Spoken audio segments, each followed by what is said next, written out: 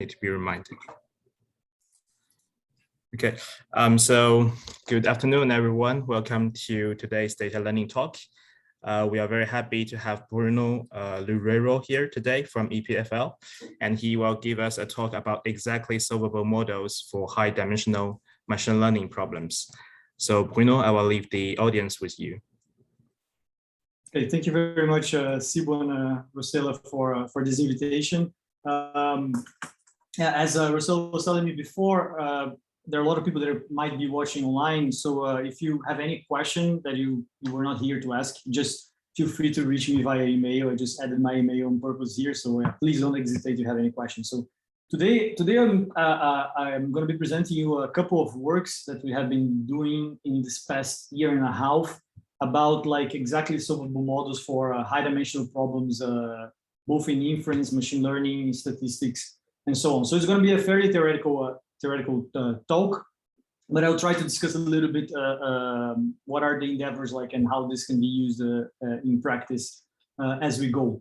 So there's a short outline about the talk. I'll start like by trying to motivate a little bit some key problems in machine learning I mean, I'm a physicist by training. I've been working in high-dimensional statistics for a while now, but I'm a physicist by training. And you might be wondering, like, what physics has to do with high-dimensional statistics. So I'm going to try to motivate a little bit of that as well. That's going to be my introduction. Then I'm going to introduce one model that we have been working with for the past, like, more or less 1 year. Describe some applications or some case studies of why this model might be interesting or have something to say about machine learning. And then if I have time towards the end, I'm going to talk about another model that we have been looking at more recently. But in any case, let's see, because there's a lot of material. I put a lot of material here, and maybe we won't have time for the last part. But if we have, I'm going to introduce the second model. Okay, so let's jump in the introduction. So we all know that machine learning is everywhere. Probably you know even better than me all the amazing applications that machine learning has been delivering in all sorts of industries and fields.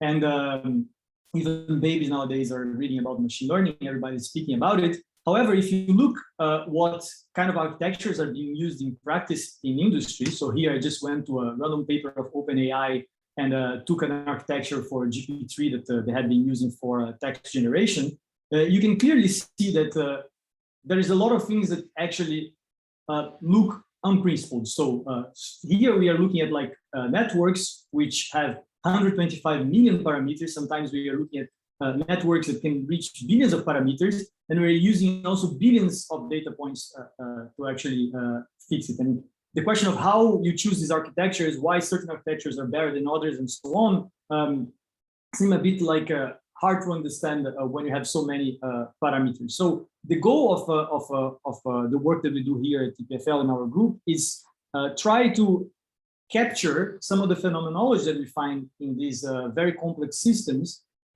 in very simple models, and try to get some intuition of what can we say about these more complicated models from a more like mathematical principled way. And then we try to from the lessons we learn to have some guidelines for the practice. So okay, what are the questions that we would like to answer about these networks? Actually, here I have a list of questions that maybe you have seen before, which is why don't heavily parameterized neural networks overfit the data? So why having networks like the one I showed you before with billions of parameters, we are not overfitting as we are taught in statistics 101. What is actually the effective number of parameters of the data sets that we use? So we are using a lot of data, but it's actually all the parameters and all the pixels, for example, of an image actually contribute for the success of learning, or actually these data live in a smaller dimensional manifold, and which is actually what suggests the practice, given the importance of feature extraction, feature learning in these networks. And finally, why doesn't backpropagation head for poor local minima? Which is a question more related to the algorithms that we use to fit or to train these networks. Even though these are very non-convex, high-dimensional problems, why does the algorithms that we use tend to end up in minimas that generalize well, even though we know the existence of minimas which are bad and don't generalize. So why these algorithms are biased towards minimas that generalize well? And more importantly, like what these three things have to do to each other, like so how the data affects the landscape of the algorithm, how the architecture affects the landscape, and how the architecture is related to the feature learning of the data, and so on. So these questions seem very relevant for the modern applications that we look nowadays. However, they were asked in '95 by Breiman in this seminal paper where he was expressing like his views after reviewing some papers for NIPS in '95. So all these open questions date back 20 years and they are still unanswered. So even though there is all these amazing applications in terms of the theory, in terms of the mathematics of machine learning and deep learning in high dimensions, we are still very much behind. If you keep reading Breiman's paper, very interestingly, he also draws a list of suggestions of things that he thinks that we should be paying more attention when trying to do theory. So here I put a screenshot of the paper where he says that we should be focusing more on inquire, which is sensible and intelligent efforts to understand what is going on. And he gives some examples like mathematical heuristics, simplified analogies like the Ising model, simulations, comparisons of methodologies, devising new tools, theorems where useful, and then in his own words, rare, and shunning panaceas. So actually, for anyone that has taken or is trained in physics or has taken some physics classes, are going to identify that what Breiman is suggesting is very similar to what physicists do. So mathematical heuristics, like many of the tools that we use in physics are not mathematically justified, like Feynman path integrals and so on. Physicists like to work with toy models, like the Ising model, and Breiman specifically talks about the Ising model. And physicists not necessarily they want to have theorems, but they are happy when they can write down a theory that matches the experiments in the lab. And in here, machine learning, our experiments are actually what we observe when we train these networks in practice, so simulations. Of course, this idea of using physics to try to understand machine learning and deep learning is not something new. Actually, this has been done since the early 80s by the groundbreaking work of British mathematician Elizabeth Gardner and Bernard Derrida, who were the first ones to try to use the tools that were developed in physics to try to understand problems in machine learning. And they were also not the only ones to do that. Actually, after their seminal work, many other works exploring this connection followed. And the literature is infinite. We could like spend the whole day talking about the early works since the 80s that explore this connection. Actually, even people who are more from the machine learning side, like Yann LeCun, acknowledge that back then in the 80s, when no one had any faith in neural networks, actually the physicists were the only one interested in this kind of systems because they were interested to study them just as physical systems without any practical application in mind. So Yann LeCun like has this nice Twitter where he says that he used to go to a physicist conference to be able to discuss neural networks back then. So here, notably, I'm putting a screenshot of the Leusch School. So everybody that has more from the physics background will know very well the École de Physique des Leusch, which is a very important venue for physics discussion. So okay. Hopefully I have given you an overview that this idea is not new and it can be interesting. So to be more precise, let's look at what problem we are trying to solve. Okay, so let's fix a framework where we're doing supervised learning just for concreteness. We have some data set, X, Y. X are my inputs, Y are my labels of the inputs. We have n samples of them, and we assume that they come from a distribution. But okay, even if you don't have a distribution, just take the empirical distribution over the data that you have. Then typically what we're interested to do in machine learning is try to learn a function that connects the X to the Y. And in particular, since searching the space of functions is a very non-trivial thing, we usually choose a model, which is a subspace of functions.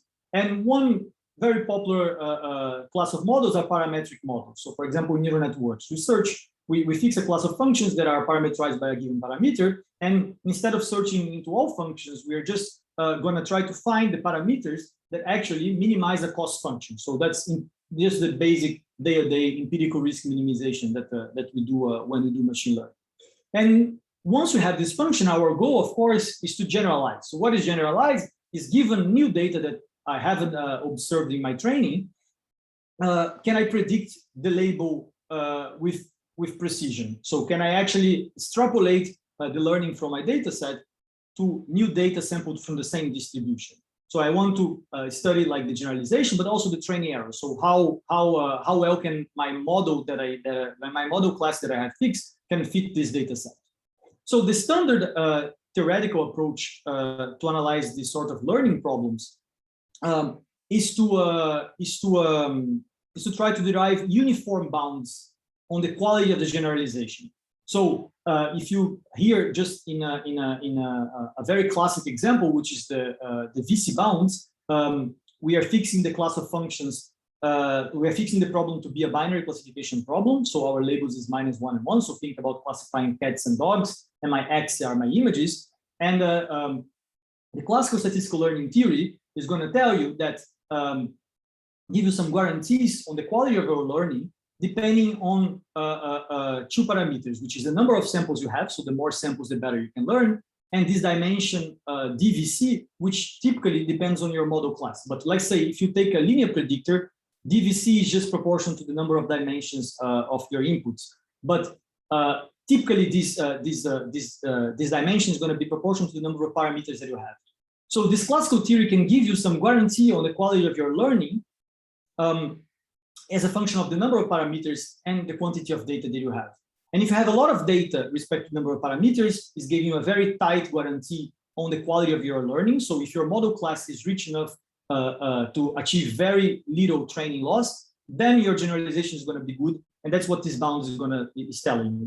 However, in the regime where n is proportional, so the number of samples is proportional to the number of parameters, this bound is not telling you much. So it's not giving you a much guarantee about generalization gap. So this is the typical kind of result you would get if you open a statistical learning book.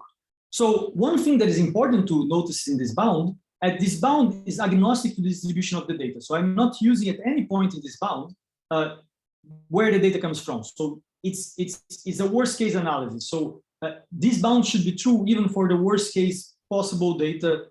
It's just telling you something, the quality of the learning as a function of the model class that you select. However, if you just like do normal machine learning as you do nowadays, let's say you take a function that you want to fit and you take a logistic regression from a package like from SciPy or so on, and you try to fit data, you see that actually the performance that you will obtain in simple tasks is not worst case performance. So here I'm just giving you a very simple example where I'm drawing data from a Gaussian distribution. I'm generating labels by taking the sign of the data dot a fixed vector. And now I'm trying to fit this function with the same function class that generated the data. So I'm trying to, it's a matched problem. So in principle, I should be able to learn this weight θ0. And here I'm comparing what I get by just, running logistic regression out of the box with what is the guarantee that the bound gives me as a function of the number of data over the dimension, so the sample complexity. And you observe that actually there is a gap between the typical performance, so the average performance over this data distribution, and the worst case performance given by these bounds. And this is where actually the ideas of physics comes from, because if you start to think about it, if you want to have a guarantee on your learning, which is precise enough, you need to have a model for your data.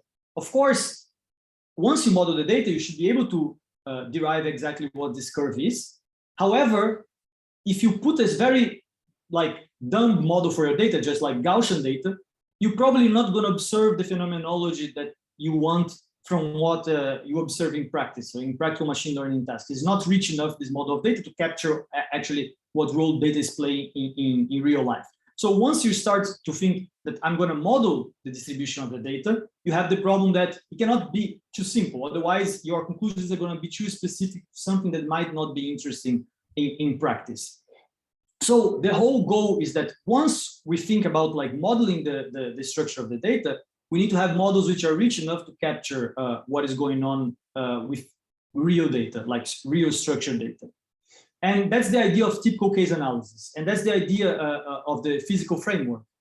You take your problem, you map into a energy function. So your empirical minimization, the minimization of your empirical loss, you can write always as a Gibbs measure. So for those of you who know a little bit of physics, that's exactly what you do in statistical mechanics. And then you study your machine learning problem as if it was just a physical system with many particles. So since you have like your data is very high dimensional and you have many samples, this is precisely the setting of statistical mechanics where you have, I don't know, gases in a box with 10 to the 23 particles, and you are studying the statistical properties of this system. So in the end of the day, analyzing the performance of these models or analyzing the learning of these models maps to a problem of characterizing the landscape of some physical system.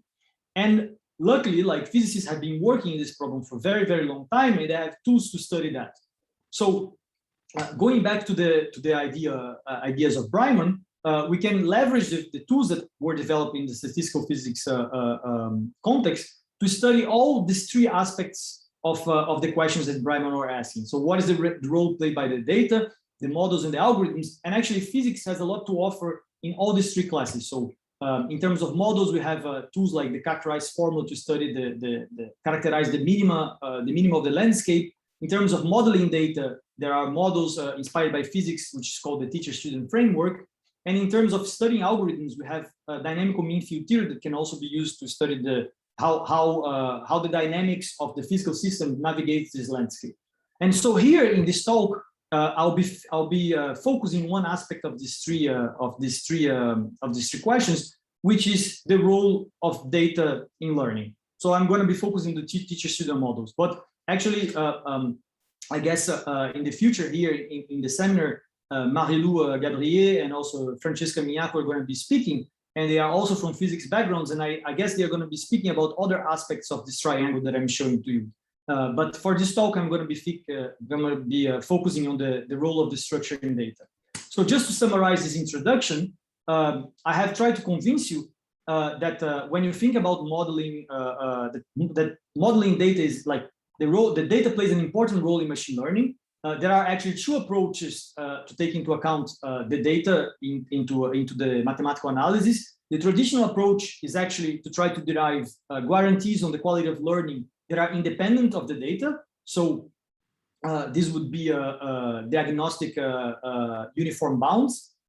Or you can try to model the data and try to obtain specific guarantees for your data model. And in this case, the biggest problem is how complex can you go without hurting mathematical tractability. So how complex your distribution of data can be that you can still solve and say something interesting from the mathematical point of view. So there are these two approaches, and I'm going to be focusing on of course, there are developments on the left-hand side, like for example, pack-based theory, but I'm going to be focusing on typical case analysis where I'm going to be trying to model the data and I'm going to be trying to say something given this model of data. So this leads me to the first work that I want to present to you, which is the Gaussian covariate model. So this is a work that's going to appear in EURIPS 2021. This is joint work with Cédric Gerbelot and Marc Mézard from École Normale Supérieure, with Hugo Cui, Lencas de Borova, and Florent Jacala from EPFL, and with Sebastian Gold from CISA in Trieste. Okay, so let me introduce now what I mean by the Gaussian covariate model. So that's a very simple, as the name say, model for data based on Gaussian covariates. So the model goes as follows. You start by drawing two Gaussian vectors, U and V, and they are correlated with a given covariance structure. And also you have a set of weights, which is θ0, that can be fixed. Then, given these covariates, I want to have a model for data. So I want to have a model that generates labels from the covariates. So my labels are going to be generated by taking the scalar product between U and θ0 up to a nonlinear function that is going to fix the range of the label. So let's say if I want binary classification, I take the sine function, or I could takes anything between -1 and 1 by taking the hyperbolic tangent, and so on. So that's what I'm going to call the teacher function. It is the function that, given the covariate u, generates the labels y. And my data is going to be composed by the pairs of v and y. So notice here that the data is not given by u and y. The data is given by v and y. Of course, v is correlated with u. If it was not correlated, then the labels would be uncorrelated to the inputs, and then these would be just like fitting random labels. But I'm mismatching. So my data model is actually something that depends on the covariates that generated the labels, but is not exactly given by it. So the statistician who is going to get these labels and these inputs don't know the features used by the teacher to generate these labels. So the goal of the student or the statistician is, given this data set, try to find a function that connects the labels to the covariates. So it's going to be trying to fit a linear model given by v dot w, and the way it's going to learn w is just as I introduced you before, just by doing empirical risk minimization. It's going to be trying to minimize a certain risk over the data set that she observed, and the goal is to characterize the generalization and training errors, and in particular in the limit where the number of samples, the number of teacher features, and the number of student features go to infinity while the ratios are fixed. So I'm going to take n over d to be alpha, order 1, and gamma p over d to be fixed as well. So our goal is to characterize these errors. Now notice that this is a very high dimensional problem. So it's not easy to have a mathematical description of these errors because they depend on high dimensional quantities like w, v, u, theta, and so on. And our main result in this work is to derive a theorem, so it's a rigorous result, that says that these two errors that I'm interested, the training and the generalization errors, actually concentrate into scalar quantities that are order 1. So I have this high dimensional problem in this data, this learning problem for this data, and actually the errors don't depend on the dimensions. They can be characterized by some scalar quantities, which here I'm calling m and q. So what are these scalar quantities? So these scalar quantities are going to solve a set of equations. Now, these are the equations. They are very cumbersome, and the idea here is not to understand the details of the equations, but the important thing is that these equations depend on the inputs of the problem. So it depends on the ratios between the number of samples and the number of features. It depends on the covariance matrices, or the joint spectral distribution of the covariances and the vector theta 0. And finally, it depends on the loss function and on the teacher and the student function. So f0, f hat, and the loss function that you're trying to minimize.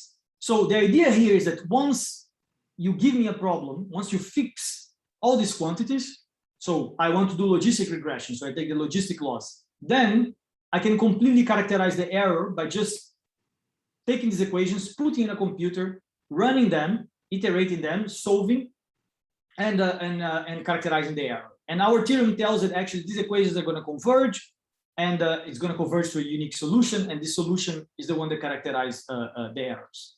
Okay, so that's the mathematical result. But now you're going to ask, what can you do with that, and why this Gaussian covariate model is interesting? After all, they are just like correlated Gaussians. So to start, I'm gonna be speaking about random features, which is one specific case that you can analyze using this model. So the random features model is a model that was introduced actually to approximate kernel methods. And the idea is that you take your data, you project using a random matrix in high dimensions, and you expect that if you project in high dimensions enough, your data is going to become linearly separable, and you're going to fit in high dimensions this data. However, you don't take the number of features to infinity as you do in kernels, you keep it finite, and this is going to reduce your computational complexity. And what Benjamin Recht and Jaime proved in 2007 is actually that doing this, you can approximate quite well the power of the kernels by lowering the computational complexity of your fit.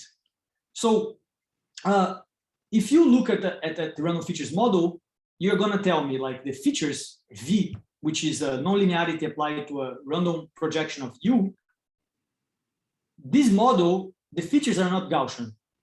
And your model, the features are Gaussian. So what one thing has to do with the other? So even though F, your projection matrix, is random, not necessarily F times U applied the nonlinearity is going to be Gaussianly distributed. And actually, this is a very non-trivial result that was observed in the past 2 years, is that even though these features are not Gaussian, what happens is that since you are projecting them at low dimensions to compute your errors, this thing is concentrating. So in the end of the day, even though your features are not Gaussian, for the purpose of computing the error, only the first 2 moments of this scalar product between your predictor and the features matters. Now, this is highly non-trivial because the predictor W hat has been obtained by minimizing the loss over the data. So the predictor is correlated with the features. So it's not just a central limit theorem, but still, for the purpose of computing the error that you are making by approximating using a Gaussian decays with the, like 1 over square root of the dimensions. And this is something that was observed in the context of random features by May and Montanari. Later, it was proven partially by a work with Galen Reeves and other collaborators. And more recently, the group of Yu Elu in Harvard has proven this in general for the random features model. So that's specific to the random features model, but it's a very interesting observation, and it's something that statistician David Donohoe would call the blessing of dimensionality. We often speak about the curse of dimensionality, which is the fact that fitting things in high dimension is very hard because things are very sparse in high dimensions. However, in high dimensions, we also have this amazing phenomena that things often concentrate. And when they concentrate, they're easier to describe mathematically. So this is exactly what is happening here. We have like the central limit theorem result for characterizing the errors, even though the features are not Gaussian. And now if you plug this in our formula and you run simulations, you see that the matching is perfect, even when the dimensions are relatively like small, like 200.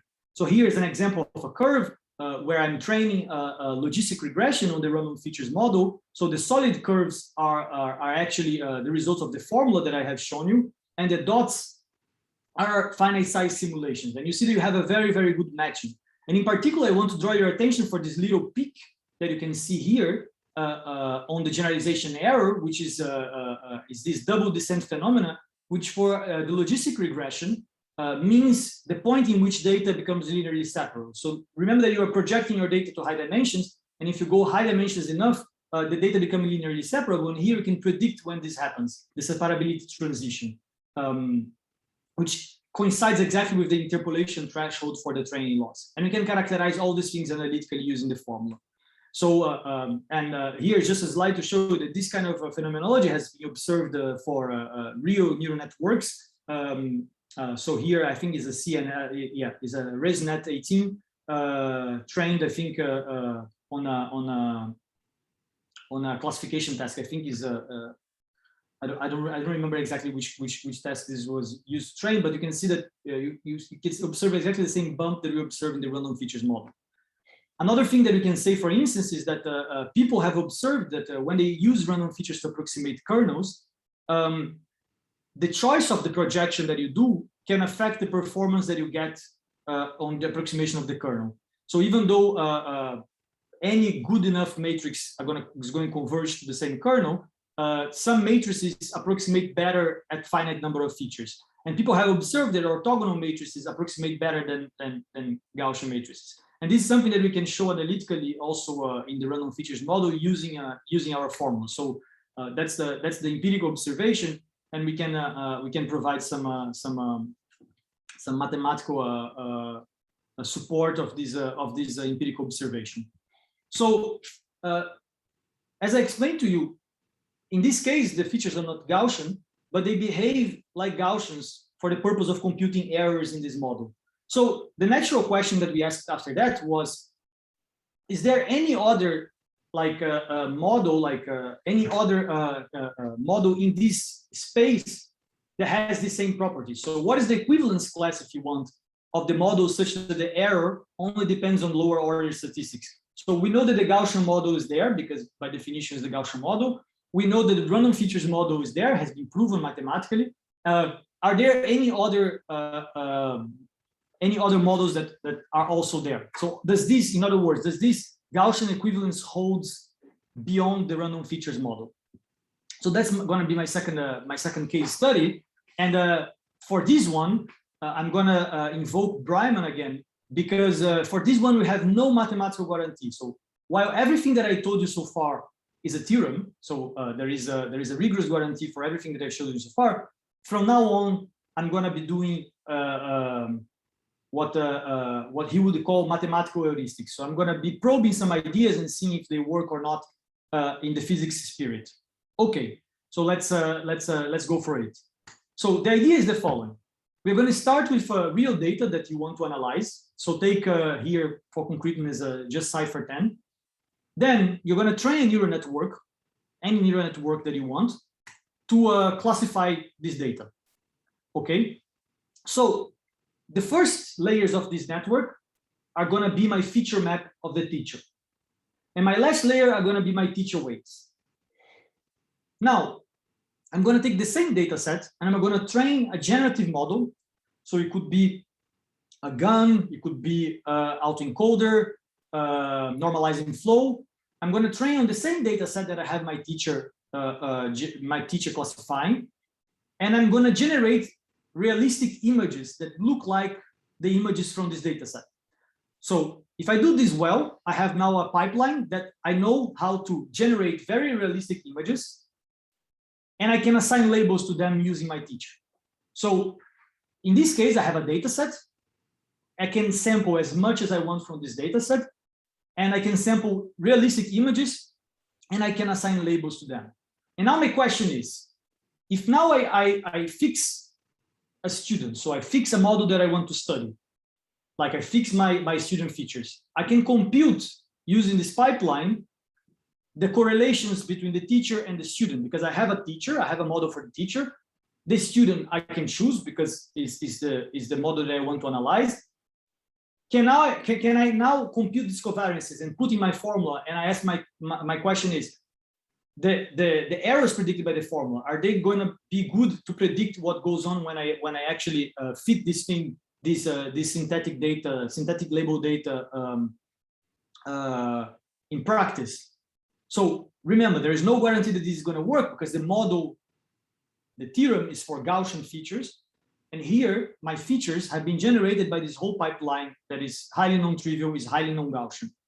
And surprisingly, the answer to that is yes. So for many of these pipelines that we have generated, so for many different generative models, for many different teacher models that we have used to assign labels, we have observed that the formula can capture quite well the behavior of the learning curves that we obtain in practice. So here I'm showing you one example where I trained a convolutional gun on cipher 10, and then my student features are going to be a 2-layer neural network that I have learned on this data, and then I'm just retraining the last layer. So I learn features for different epochs, and I'm using this learned feature map, and I'm retraining the last layer as my student model. And here you can see different curves are for different epochs of the students. So for different levels of learning of the feature map, and on this data set generated by this DC gun. And as you can see, like the simulations, which are the dots, follow very closely the solid lines, which are the results generated by the formula. And in particular, we can capture this interpolation threshold or the separability transition in logistic regression quite well. And you can see that as the number of epochs grow and you learn better features, you can separate with using less samples, so with less sample complexity. Okay, so that's one case study. I have many other plots like this one for different generative models for different teachers and so on. But in the time that is left, I would like to present to you another case study using this model, which is real data. So, okay. So far I have shown you one synthetic case, which we have mathematical guarantees, which is the random features. One case, which is realistic data generated by generative networks. Now you can ask the question, can you use this formula for predicting the learning curves of real data? So actually you give me a data set and NIST, and you give me a task like logistic regression. Can you predict what is the value of the error as a function of the sample complexity? So for simple data sets and simple tasks. Now, if you look at the formula, you're going to realize that for using it, you need to estimate these covariances, and you also need to have the teacher weights. Now, in the GAN example, in the generative model example, we had these things because you were generated the data using them. Here, with real data, you have no clue what teacher generated your data. So you have no idea what are the good features that generated your data. You have no clue what is the good teacher weight that generated your data. The only thing that you can actually estimate and is under your control is the student-student covariance, so the correlation matrix omega. But all the other tools depend on the teacher features that you don't have access to. Now, if you look at the formula, however, all these quantities that you don't have access to, they appear in a specific combination, in a specific product. And if you assume that your teacher is linear, so if you assume that you have a teacher who can linear interpolate the data, and this is an hypothesis, I would be able to rewrite the formula directly as a function of the input data without having to estimate the features and the teacher weights. So I would be able to write these quantities exactly just using the labels of the data set. And then I could plug in my formula and I could see, okay, in this case, assuming that there exists a teacher that linearly interpolated data, what is the error? In particular, note that this fact that I'm showing here to you means that all teachers which are linear give the same error because all of them only depend on the statistics of the label that they generate. And since they all generate the same label because they interpolate, all of them are equivalent if they are linear. There's a universality here. And what is quite striking is that if you play this game for linear teachers, it works quite well for the data sets that we have tried. So here we have a fashion and NIST example where we're doing a linear regression. The features of the student are, again, a two-layer neural network that I have trained for several epochs. And I have frozen the feature map that has been learned at the different epochs. And I'm just using, I'm just refitting the last layer using the square loss on these features that have been learned. And here I'm comparing the simulations with the predictions from the formula. And quite interestingly, here you can again see this double descent phenomena. However, in this case, since we are doing least square minimization, the peak that you observe, the double descent peak, is not happening at the separability, but is happening on the invertibility of the linear system. So it's happening exactly when you can invert the linear system. And you can see that as you learn better and better features, you can invert the linear system with less and less samples, which means that you are learning a lower and lower rank representation of your data. So that's quite interesting as well, that you can exactly capture this double descent behavior with real data. And you can play the same game with other feature maps. It doesn't need to be a trained two-layer neural network. You could do the same thing using scattering transforms, using random features, using kernel methods, no transform at all. You choose. You have the freedom to choose your student feature map as you want. And you can see that for these different methods, we are obtaining always a very good agreement with what happens if you just simulate and you feed the data. Okay, now I have shown you that this is true for linear teachers. But what happens if I'm doing classification tasks where the teacher has labels which are not generated by linear functions? So in this case, we observe that actually the formula is not good, is not giving a good prediction. So even though the decay seems to be the same, we have a gap between what is predicted by the simulations and what is predicted by the theory. And actually here you can see how by just making a histogram of the projection of the features on the predictor, how the formula is predicting a Gaussian distribution with a certain covariance, and the actual projection follows something which has a bit of more heavy tails. So this was a limitation of this model. This universality of the real data only works for linear teachers when you do regression.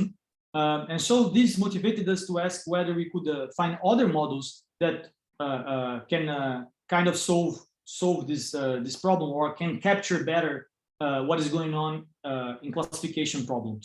And this brings me to the second work that I wanted to share with you, which is the Gaussian mixture model.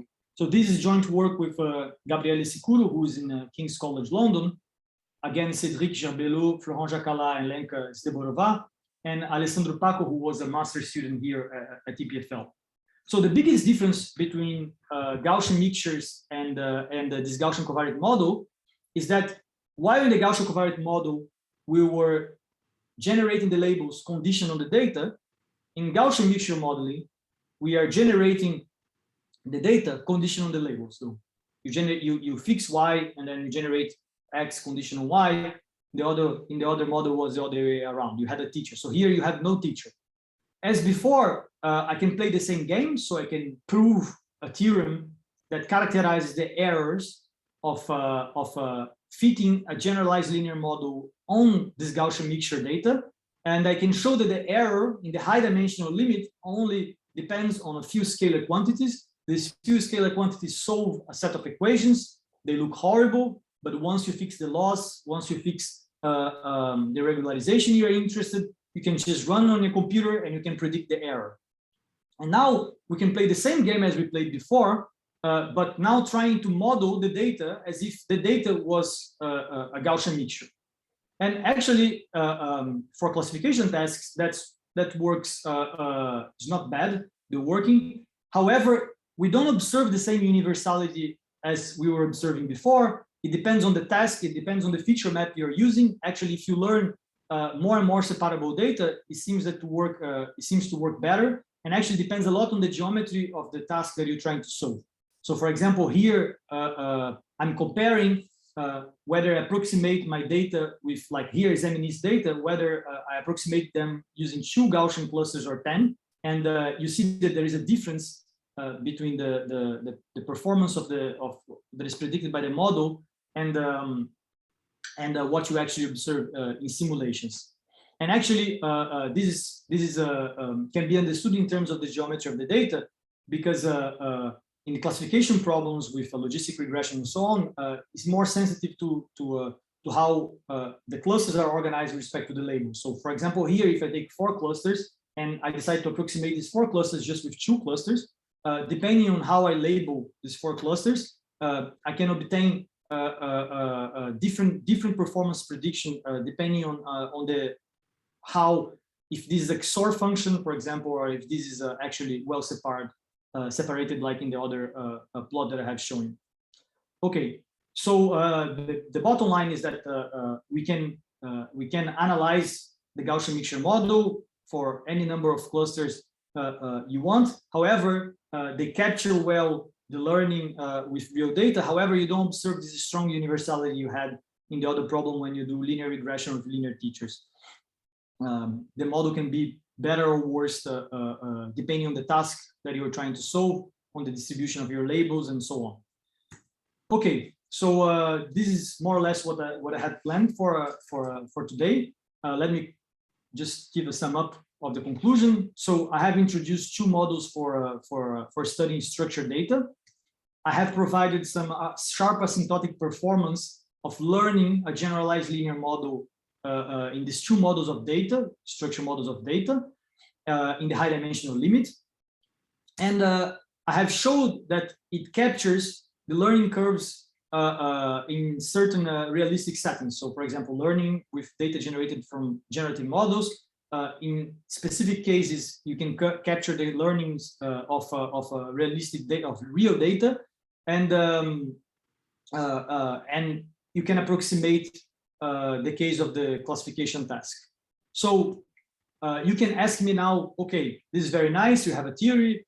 This theory has a description of the learning for this structured data, but what can you do with that? So what are the applications of that? So this is what we have been working in the past, I would say, few months, is to apply this framework for these structured features, and in the cases in which it describes well the learning in real data and in the synthetic but structured data sets, try to draw some conclusions that are of interest for people doing machine learning. So we have derived rates for kernel ridge regression, like learning how the error decays with the number of samples. We have derived some consequences for lasso estimation, and there is also another paper from some colleagues like that analyze the training, the transfer learning with this model. So learning layer by layer, or relearning the last layer of a trained model.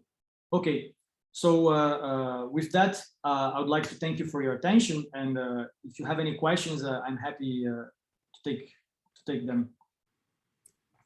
Yeah, so thank you, Bruno, for the very nice talk. It was very interesting. So people, if people have any questions, you can either unmute yourself or you can tap that on the chat. Okay. Yeah, so meanwhile, I see Rosella has a question. So Rosella, please go on. Hi, Bruno, thank you for your talk. Actually, I have a couple of questions. I was wondering, so then you mentioned that again the transfer learning, but the whole idea of this teaching student, how much this is far from a standard transfer learning approach? And the second question is, so you were showing few examples, especially for linear modeling, but how do you think this may be generalized to, let's say, large-scale systems with more complicated dynamic behind? So starting by the second question. So in some sense, here I have focusing on this problem of data, of trying to model data. And so I have fixed a very simple learning framework, which is just a convex generalized linear model with convex losses and convex penalties. So the idea here was just to develop these models for structured data such that we can try to capture what are the correlations that go on in real data sets, and what exactly try to answer the question, what in real data matters for predicting the error, because the real data is in very high dimensions, but not necessarily all the information that is there is what goes into determining the error.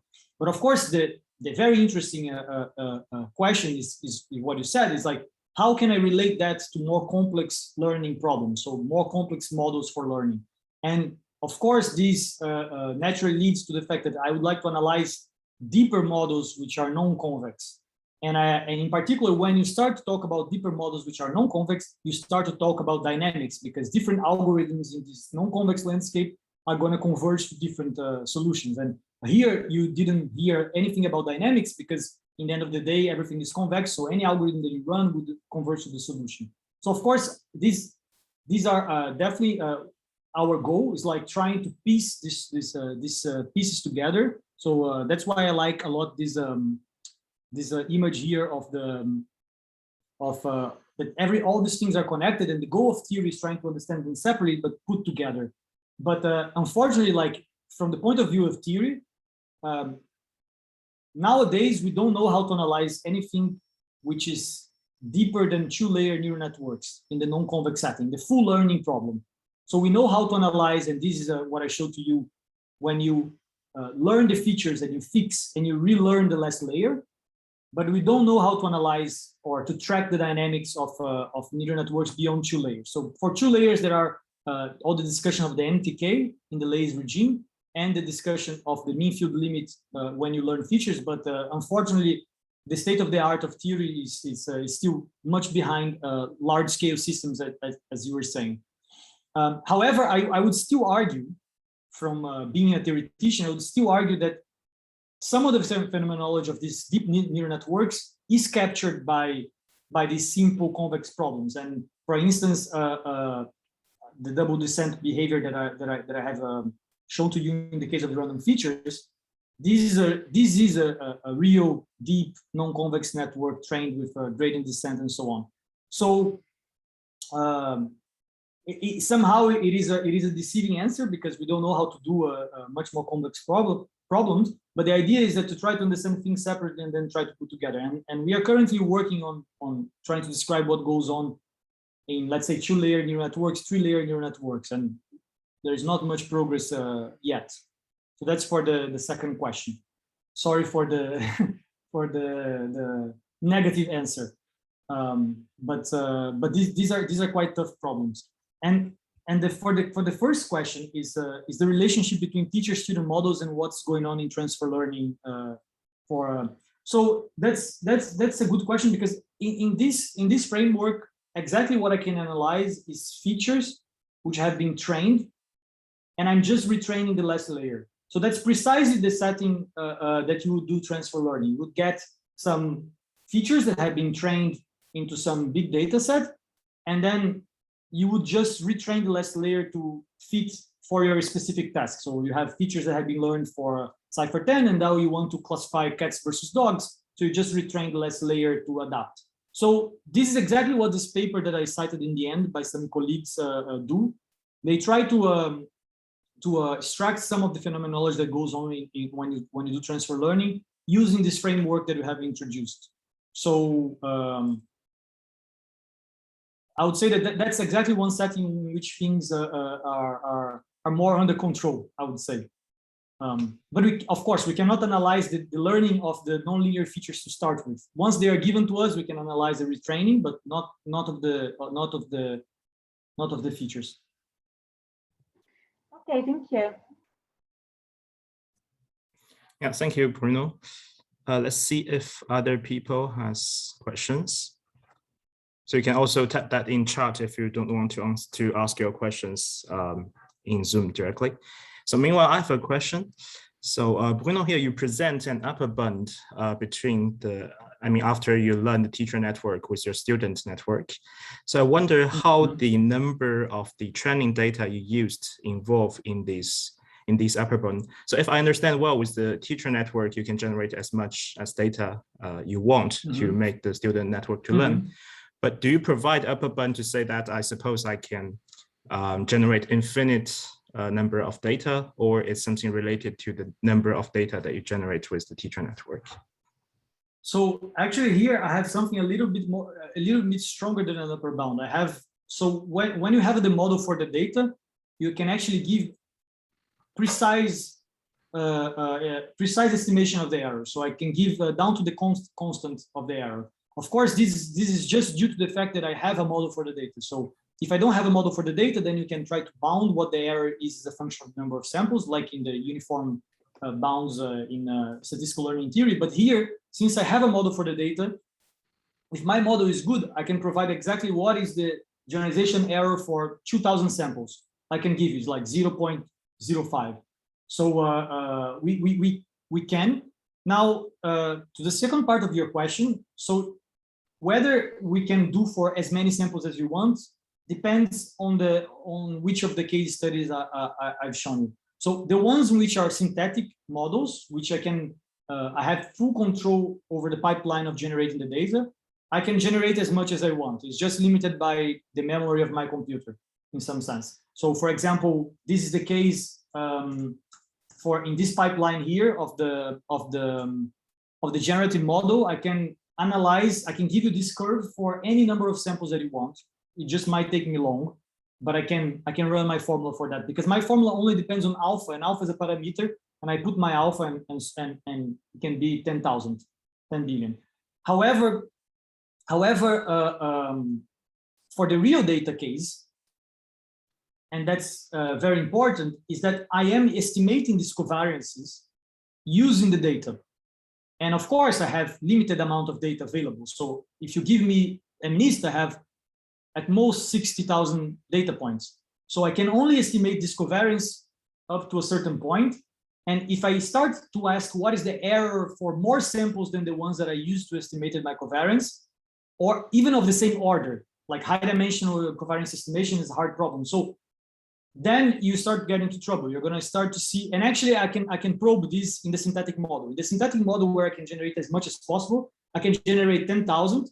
I can fit the covariance with this 10,000, and I can generate 20,000 and compare what the model gives on out of the sample versus the ones that that I estimated my covariance. And I can see that I start to get, of course, estimation errors if I try to predict beyond the number of samples that I had to start with.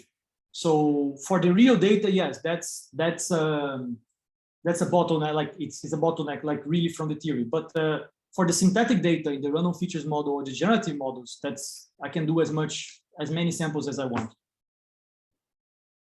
Okay, thank you, Bruno, for the answer. So let's see if people has a final question for today.